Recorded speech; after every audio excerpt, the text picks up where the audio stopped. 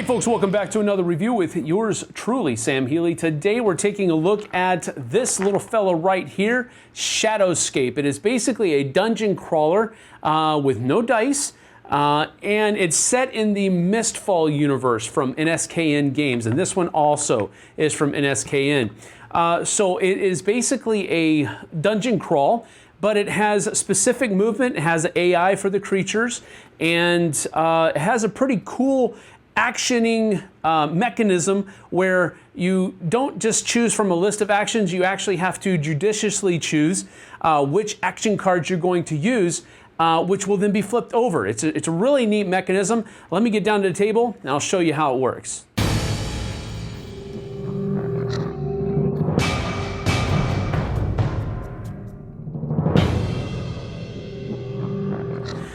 So what I'm going to do first is tell you how the game ends and how you either win or lose, so that you have a general idea of that before we go into talk about any other things. The Fate deck here is your timing mechanism. If the Fate deck runs out, you have lost. Everybody, whether you're playing competitively or cooperatively, if the Fate deck runs out, you are done. Another way the game can end is by defeating the Lord of the Dungeon. The Lord of the Dungeon is, generally speaking, in the bottom 3 cards of this Whisper deck, and once his Whisper card will come up, he is activated, put into the dungeon, and when someone defeats him, the game will also end. And if you're playing a competitive game, whoever has the most shard points in their player area is the winner. Cooperatively, once he is defeated, everybody wins. So those are the 2 ways that the game can end and either be won or lost. Now, with those goals in mind, how you play the game is based upon your action cards.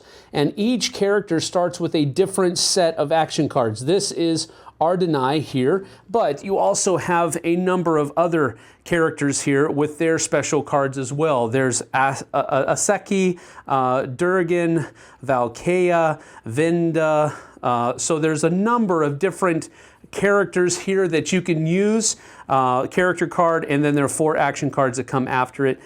So there's a number of different characters that you can use in the game. It's just depending upon what you would like to do and or what the party may need.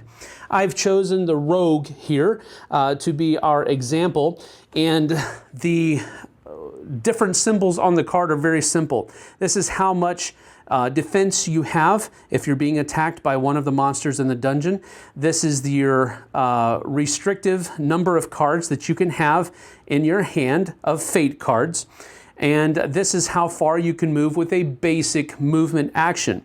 This is your special ability that you can carry out. So for example here, Ardenai says, Arcane Archery, whenever you attack enemies in adjacent rooms, you may treat magic attacks as melee attacks.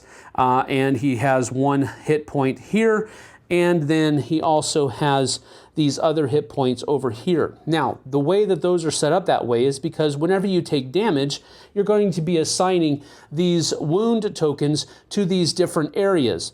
A wound token that gets placed here doesn't have any effect other than it's taking over that 1 spot of the board. But if you ever place 1 token on a card, it disables that card, and you have to heal this before you can use that action again. Now, one of the first things that you can do on your turn is movement. And movement just simply means that you use one of your cards without carrying out this action, flip it over, and then you can move your base amount. Now, that base amount can be boosted by symbols that match this little foot swiping, running movement thing. I don't have any of those cards, so I can't boost the action, so I just get my basic movement. And so I would be able to take 1, and then 2. It is possible for you to, for example, if I didn't want to go this way, I could have said, I'm going to move 1 here. Now, since there's a monster here, I would have to stop. But if I wanted to, I could also use another card, flip it over, and then continue moving 1, 2, like so. Another thing you can do on your turn is attack an enemy monster. Now, you can attack enemy monsters with melee attacks or regular attacks in the room that you're in. You can also use magic attacks or some other kind of ranged attack to attack guys that are adjacent to you, so orthogonally speaking. To perform an attack, you would simply choose one of your cards here. For example, I could choose to use this one, which deals 2 damage to an enemy in the same or adjacent room, which I could use to do either of these. If I look at my cards, those are boosted by magic symbols, and I only have one of those, so the most I could do is 3 damage. That's not enough to kill either of these wild ice hounds. So I think I'm going to instead choose to do this card, which says that I can deal a magic attack to an adjacent enemy that is no more than 1, 2, 3 spaces away. So I could attack 1, 2, 3 this far away, or 1, 2, 3. So I could attack any of the monsters that are within that 3-star range with a level 3 attack, basically. And that would also be able to be boosted by this, by magic symbols, which is exactly what I need. So I'm going to say that I'm attacking this Icewind Hound, wild, wow, where did that come from? This wild Ice Hound, and I would use my Fate card to boost it, so that is 1, plus 3 is 4, which if you look at the icon here, he deals 2 damage, he takes 4 or more damage to defeat, and that is his name and the kind of enemy that he is. This is his movement value. We'll get to that later on. But since I did 4 or more damage, he is toast. He comes down into my play area as a trophy to be used later on. Another kind of action that you can do is heal, and that is simply you would use this card and flip it over, and you would be able to discard 2 wounds from your hero area. So if I used that, I'd be able to get rid of this, and if I had any more, I'd be able to get rid of that as well. And then I'd be able to flip them over and be done. Another kind of action that you can perform during your turn is a search action. So if I'm here in this room and I have a treasure chest waiting for me here, this means that I have to search with a value of at least 3 or more. This card only gives me a 2, so then I would be able to look at my hand and match the symbol here. Both of these cards could be played. I only need to play one of them though to boost that to make it a 3, and then I'd be able to take this into my player area as a treasure. Now, these tokens, trophy and treasure tokens, you can only have at most 3 at any point in time. But we'll get to what you're going to use those for in just a few moments. Now, additionally, on your turn, you have 2 actions that are bonus actions, which means that you can do them and they don't actually take one of your 2 actions that you can use during the course of your turn. The first one is a claim action, where you're going to try to claim one of these cards here. One of these cards here, which are general action cards. You can claim a whisper card, or you can claim a treasure card up at the top. Treasure cards are claimed by getting rid of one of your treasures and simply claiming one of the cards, and now that becomes part of your array of things. And then the next card would be flipped over, and now that is available for somebody else. Whisper cards have a specific kind of requirement. These are kind of like quest cards, where you have a specific requirement that has to be met before you can claim that card. For example, if you attack and deal at least 6 damage to an enemy, you would be able to claim that card immediately. You can only claim 1 card per turn though, so you do have to be judicious in that area. The other kind of card that you can claim are these general action cards. And those cards are claimed by spending a number of treasure or trophy tokens that equal the number of icons that are here. So if I had, let's say I had this in my player area, I could use all 3 of these to claim this card. Or I could use just these 2 and claim one of these 2 cards. And then these are altering fate actions that you can play during the course of the game, and it's delineated by cooperative or competitive. Whichever style of game you're playing, that's the card that you would play if you play this card for an alter action. Otherwise, they can be used as boost actions. These are called fate cards. Now, the enemy phase takes place after the player has finished taking both of his actions and any bonus actions that he may have wanted to carry out in his turn. And the enemy phase begins by flipping over the top card of the fate deck and looking at the bottom symbol that's down here. So this means that all of the beast monsters are going to be activated, which means that they will move and or attack. Now, since all of the beast monsters are going to be activating, Ardeni is a little bit of a pickle here because this guy is going to activate. We're going to look at his movement symbols here, which means he's going to move this way first and then back into, but if they ever double back, they wouldn't actually do that double back action. So he just moves here and stops. This wild ice hound here will move along the double cross here, which is a wall, so he's not going to go that way, but then he moves this way, and then he would move into the wall again, so he just stays here, which is actually bad for Ardeni here because he's going to take an attack.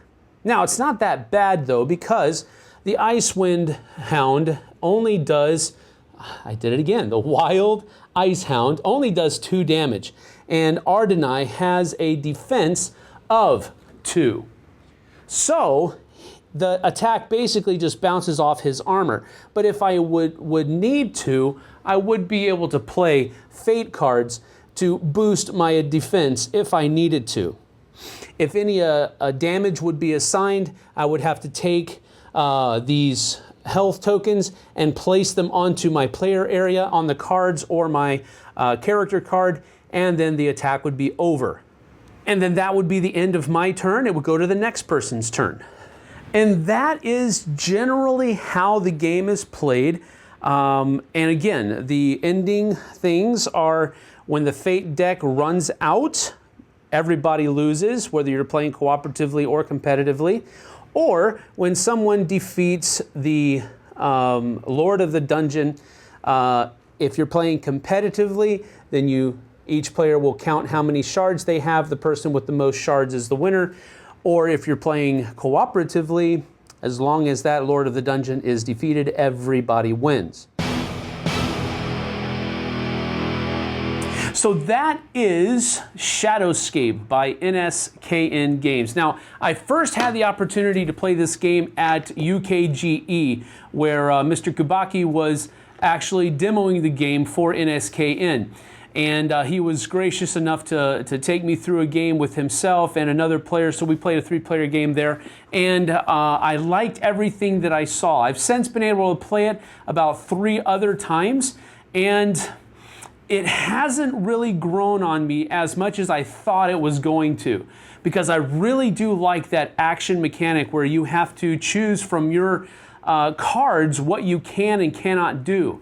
But it's kind of a double-edged sword, though, which is why it kind of hasn't really grown on me, because in order to boost those actions and get a better, I guess a stronger punch or a better search or something to that effect, or be able to move further, you have to boost them using those fate cards. And I don't like using cards that are used as a timing mechanism in the game in order to do better at trying to beat the game. So it's like this tightrope that you're walking between, okay, do I just do good enough to just get by, which normally is what you're probably going to have to do.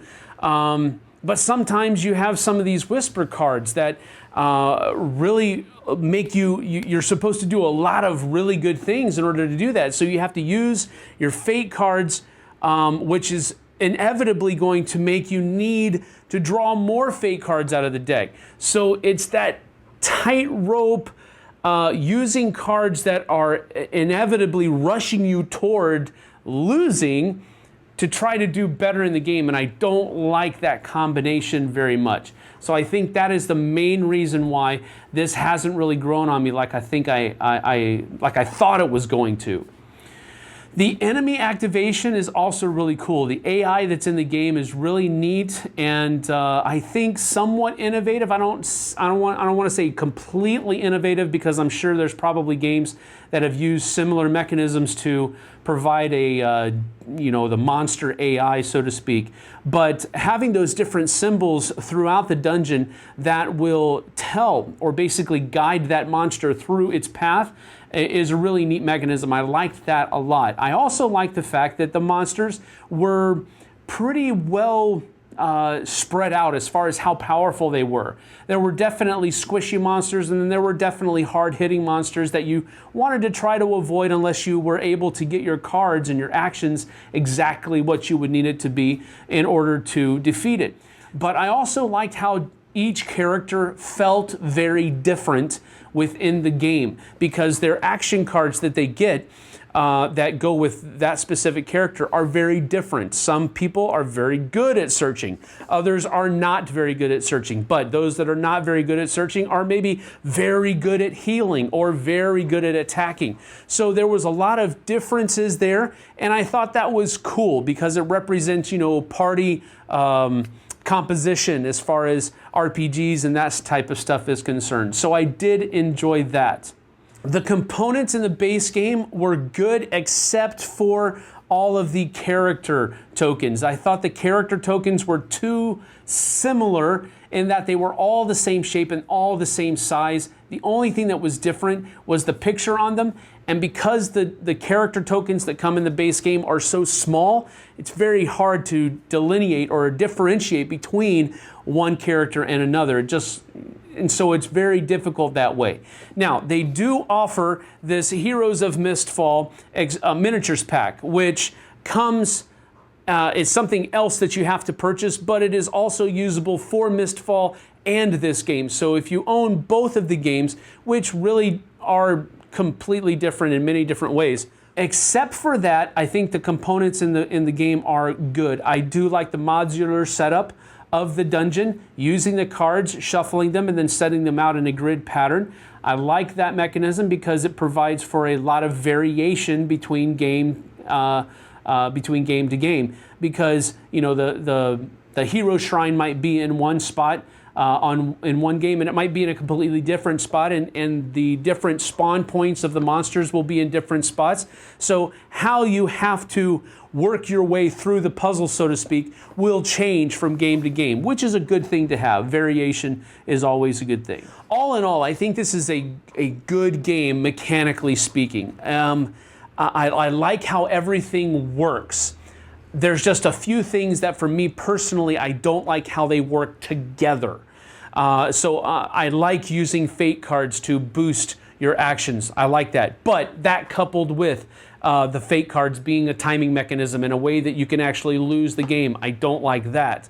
There are a lot of different things in the game that I really enjoy, but when you put them together, it falls a little bit for me. And that's why I'm only going to give this one thumb up, because I see how it's a good game. I see how it's a brilliant design, but I just don't like how everything works together. If you enjoy dungeon crawls and you're looking for something that is not a dice chucking event, then this is probably one you should give a look to, because there are absolutely no dice. The amount of damage you do is set in stone. It's just how you use that damage and how you're able to boost it throughout the course of the game using your fate cards.